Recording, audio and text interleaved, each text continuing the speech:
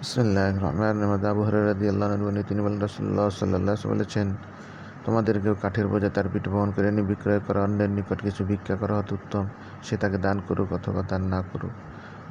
আবু হুরায়রা রাদিয়াল্লাহু আনহু তিনি বলেন, নবী করিম সাল্লাল্লাহু আলাইহি ওয়াসাল্লাম বলেছেন, হযরত দাউদ আলাইহিস সালাম নিজ হাতে উপার্জিত খাদ্য ব্যতীত খেতেন না। আবু হুরায়রা রাদিয়াল্লাহু আনহু বলেন, রাসূলুল্লাহ সাল্লাল্লাহু আলাইহি ওয়াসাল্লাম ইরশাদ করেছেন, নবী জাকারিয়া আলাইহিস সালাতু ওয়াস সালাম কাঠমিস্ত্রি ছিলেন। মুসলিম। হযরত মিকদাদ ইবনে মাদি কারাবা রাদিয়াল্লাহু আনহু নবী করিম সাল্লাল্লাহু আলাইহি ওয়াসাল্লাম বলেছেন, নিজ হাতে উপার্জিত খাদ্য অপেক্ষা উত্তম খাদ্য কেউ কখনো খায়নি। আল্লাহর নবী হযরত দাউদ আলাইহিস সালাম নিজ হাতে উপার্জিত খাবার খেতেন। বুখারী।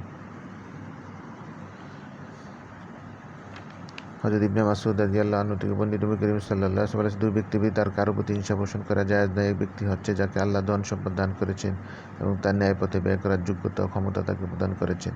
আর এক ব্যক্তি হচ্ছে যাকে আল্লাহ জ্ঞান বিজ্ঞান দান করেছেন এবং সে সাহায্যে ফয়সালা করে এবং অন্যকে তা শিক্ষা দেয়। বুখারী, মুসলিম।